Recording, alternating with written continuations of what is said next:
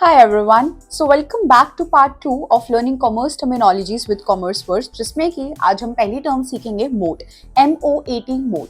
इसका मतलब होता है कंपेटिटिव एडवांटेज, जो कि एक बिजनेस के पास होती है, जो उसको उसके कंपेटिटर से अलग बनाती है। जैसे कि वॉलमार्ट के पास उसका मोट है कॉस्ट का, दैट इज वो बहुत कम कॉस्ट पे जो अपनी चीजें बेचते हैं because of economies of scale, यानी कि प्रोडक्शन बहुत ज्यादा होती है उनके।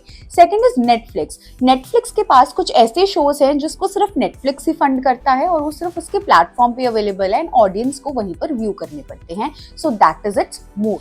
And the next term is freemium model उसको बोला जाता है जहां पर कंपनी आपको अपने बेसिक फीचर्स यूज करना अलाउ कर देती है, लेकिन अगर आपको एडवांस्ड फीचर्स यूज करने हैं तो उसके लिए आपको पेड सब्सक्रिप्शन लेनी पड़ेगी।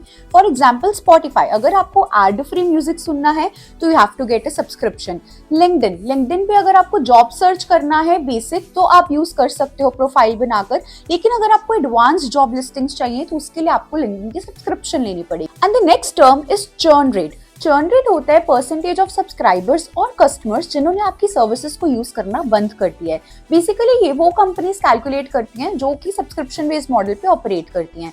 जैसे मान लेते हैं नेटफ्लिक्स के क्वार्टर की स्टार्टिंग में 1000 यूजर्स थे, क्वार्टर एंड तक उनके यूजर्स रह गए 500। अब वो कैसे कैलकुलेट करेंगे? 500 डिवाइडेड बाय 1000 इंटू 100, यानी कि loss subscribers divided by initial number of subscribers into 100।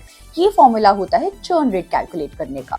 And the next term is hockey stick growth. ये उन बिजनेसेस के लिए यूज की जाती है जो कि स्टार्टिंग में तो बहुत ही स्लो रेट पर ग्रो कर रहे थे, लेकिन अब एकदम से उनके ग्रोथ में एक्सपोनेंशियल राइज आया है and now they have started making profits and operating smoothly.